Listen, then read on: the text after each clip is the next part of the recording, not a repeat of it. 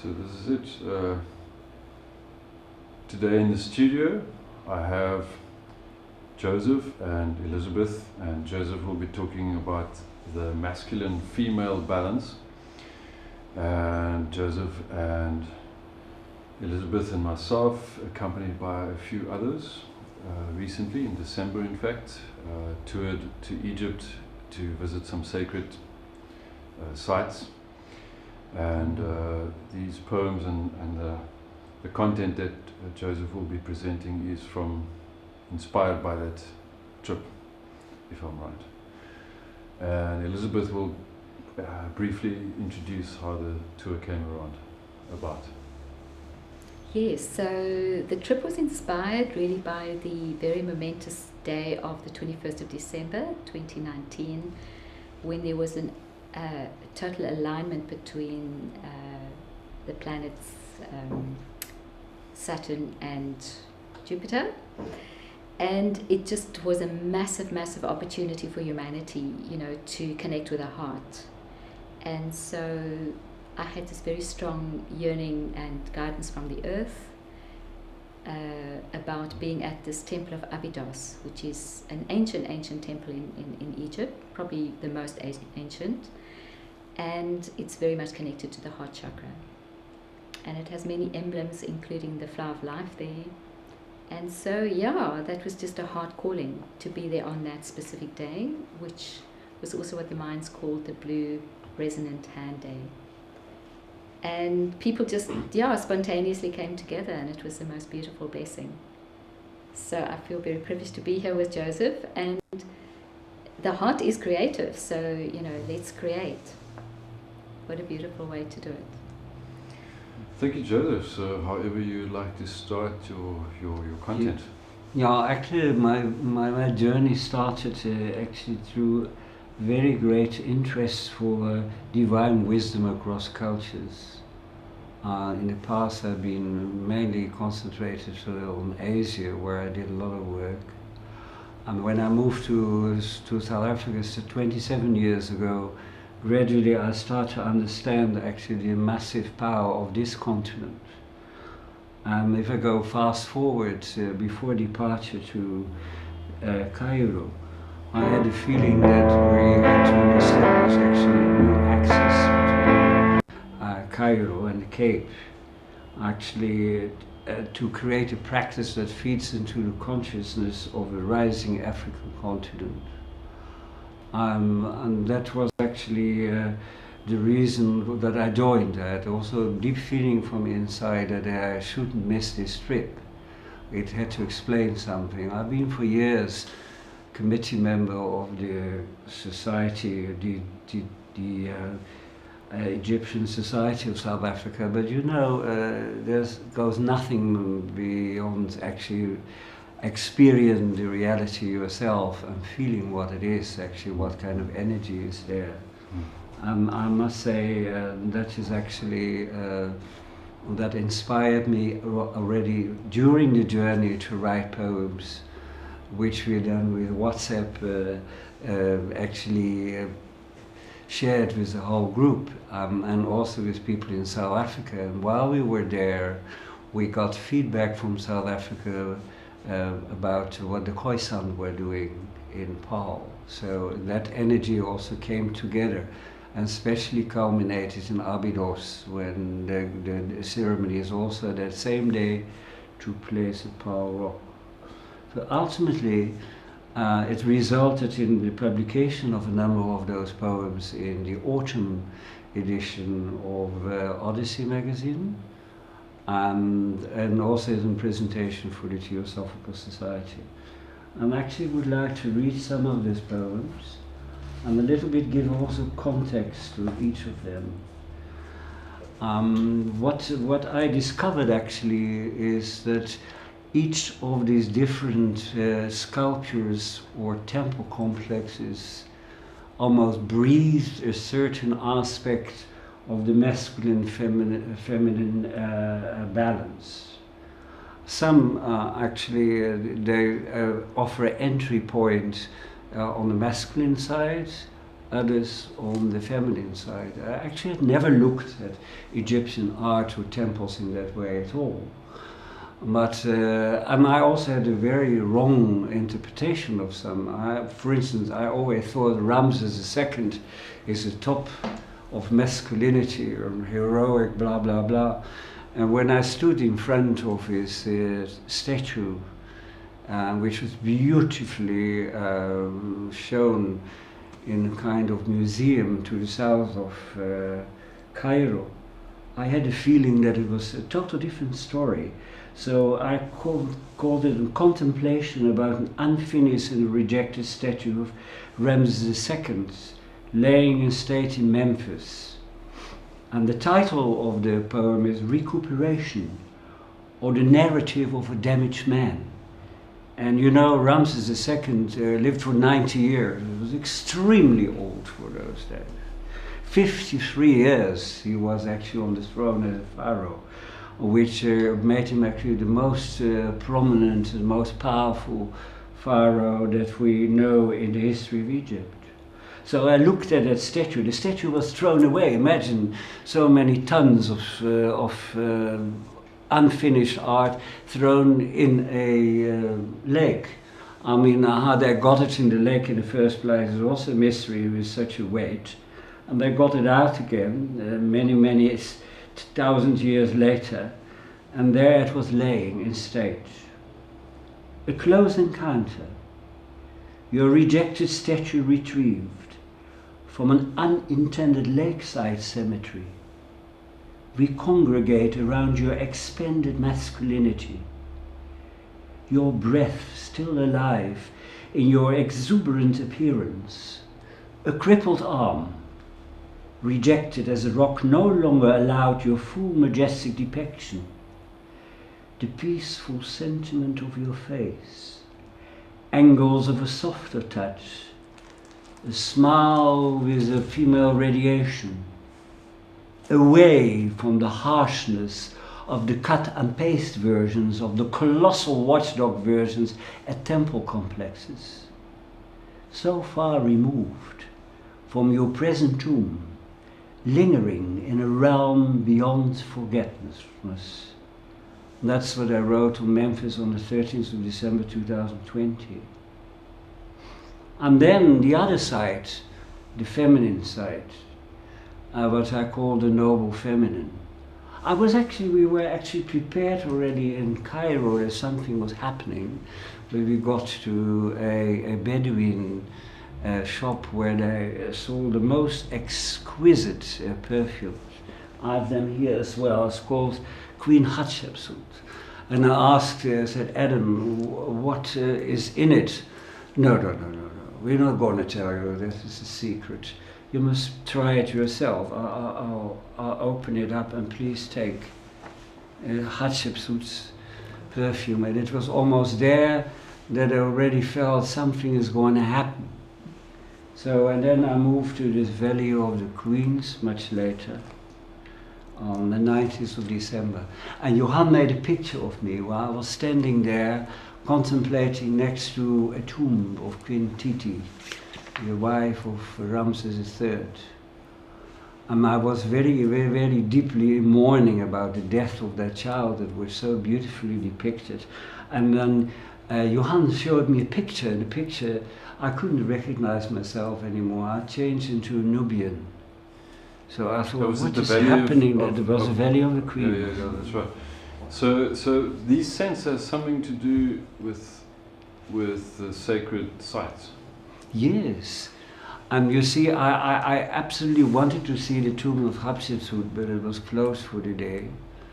But anyway, there all of a sudden became an awareness that there was a relationship with me being a Nubian and Hatshepsut having very intense commercial relationships with Punkt, which is in the south of Egypt, and she had a lot of exchange also of goods between her empire and the Nubians. So, and then later we moved to Karnak, which is the biggest temple complex in the world.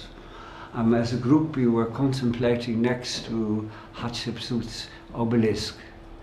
We all experience in the meditation that the obelisk was opening up.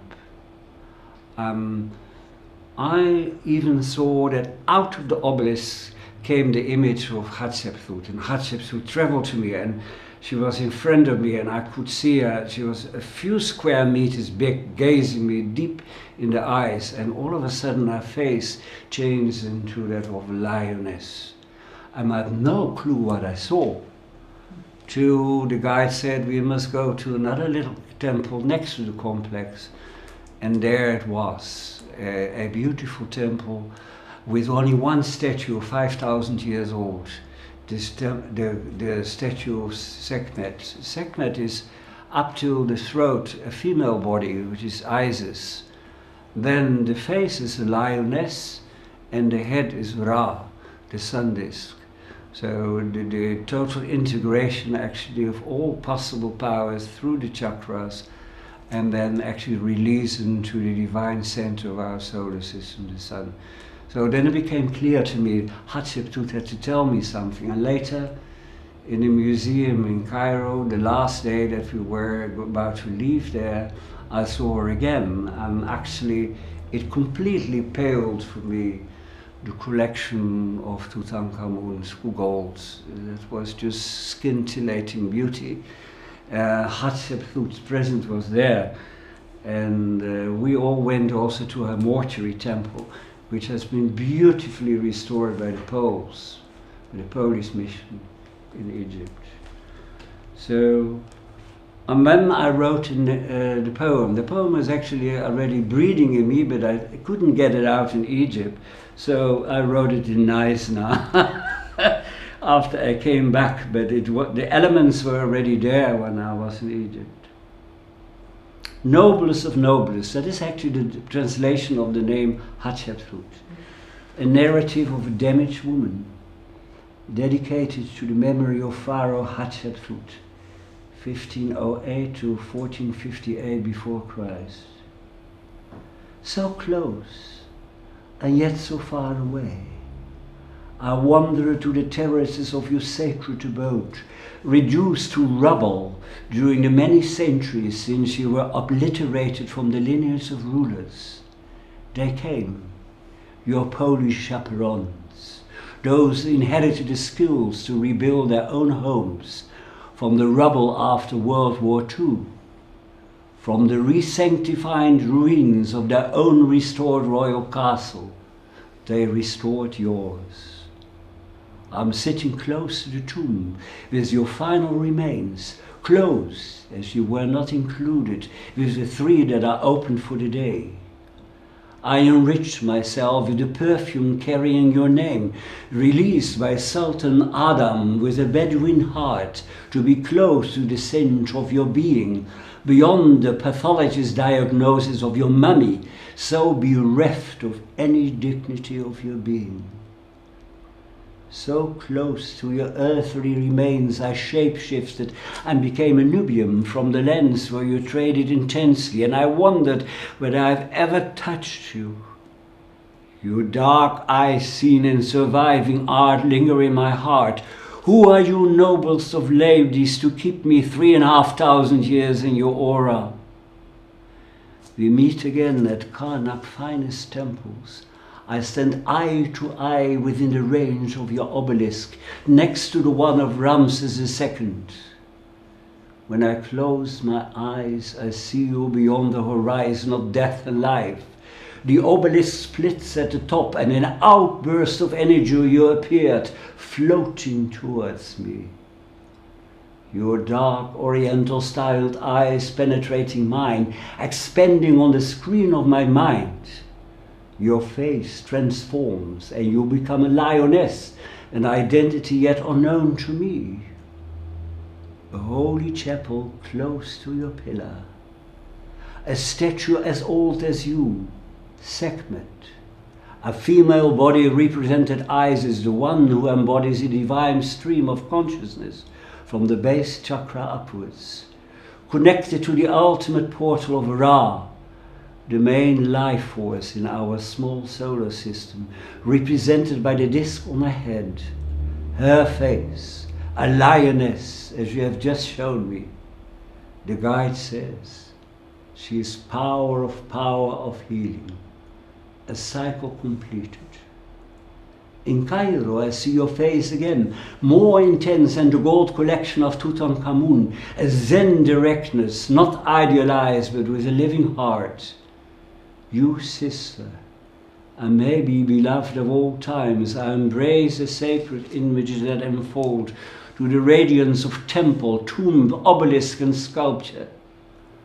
The many sides of grace that travel through the centuries, compacted in the chambers of my heart and mind, timelessly restored. I hear the whisper of a soundless voice from a source that is unmeasurable and eternal.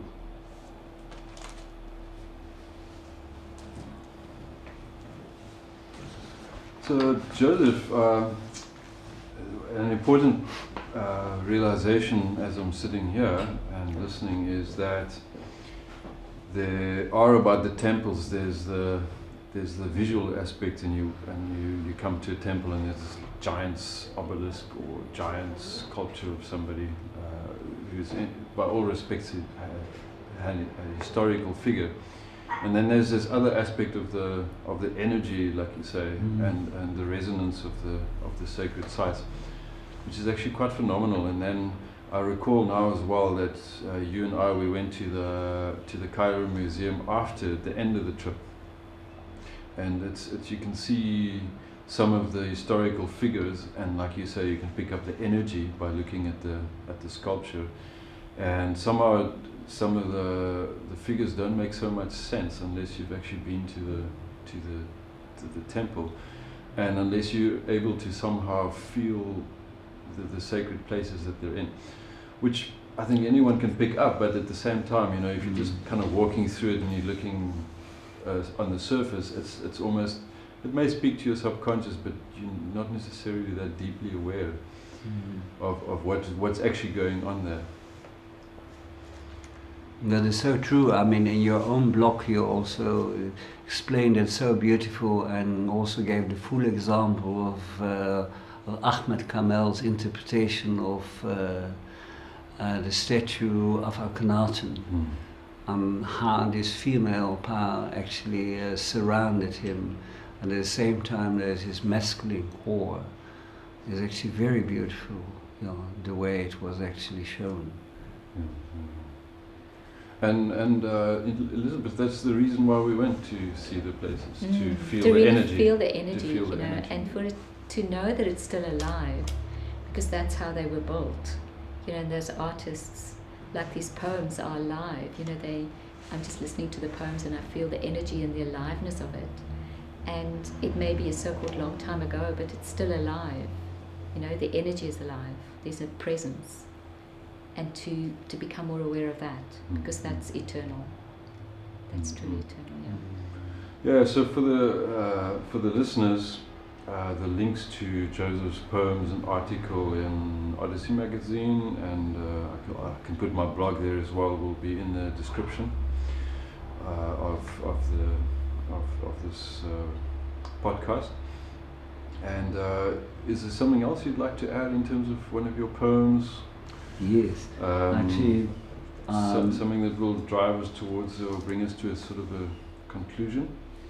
Yes, actually, I composed a poem in which I looked at myself. I also wrote this poem in the same time when I wrote the poem of Hatshepsut, actually in a kind of retreat in Neisner. I thought, what does it mean for me now? Because you have now the two entries of the masculine and the feminine, and in Ramses II is beautifully integrated into his majestic period as a sovereign. The same actually with Hatshepsut, she also integrated in her powerful way. I said, well, how will I integrate it now for the year 2021?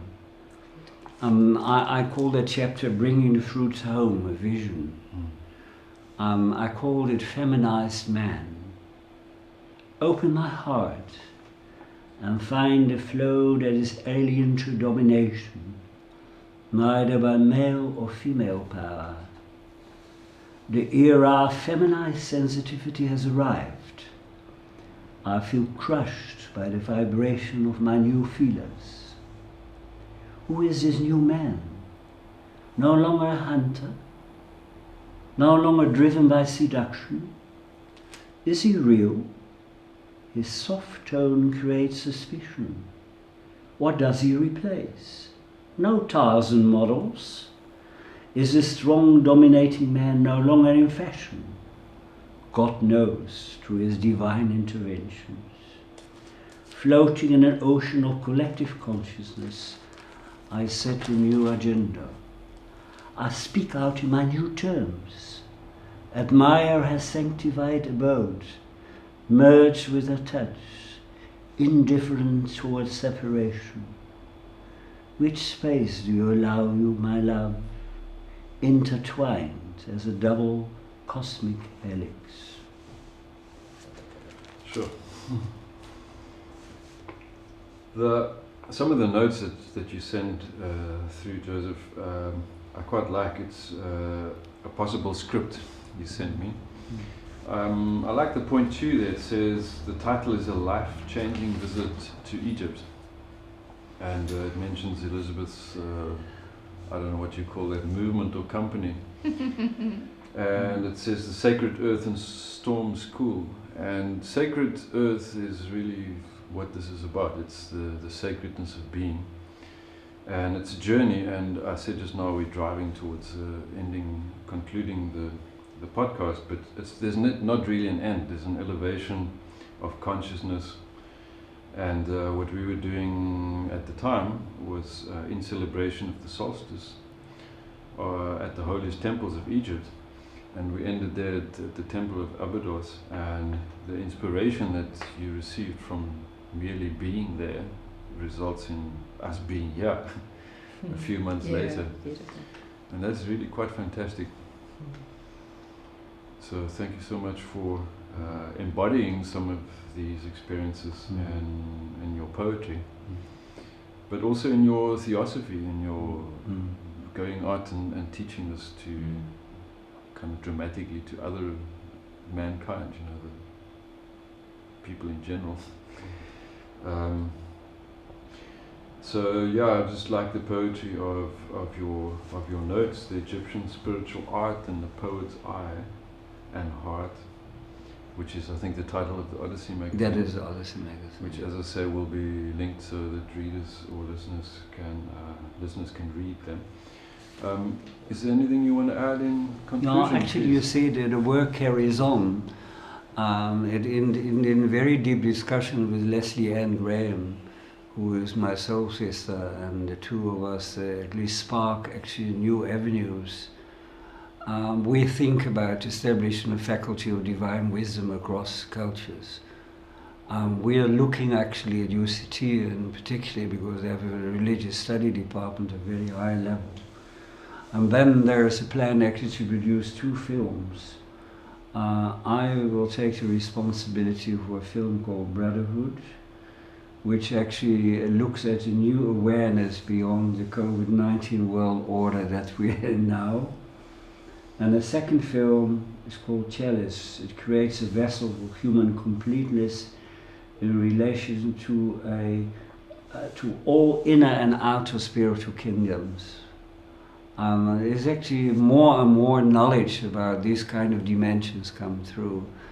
I'm actually at my end with a quote from the Kabbalah, which says, we are living in 1%, but the reality that actually will reabsorb us in fullness is 99% within.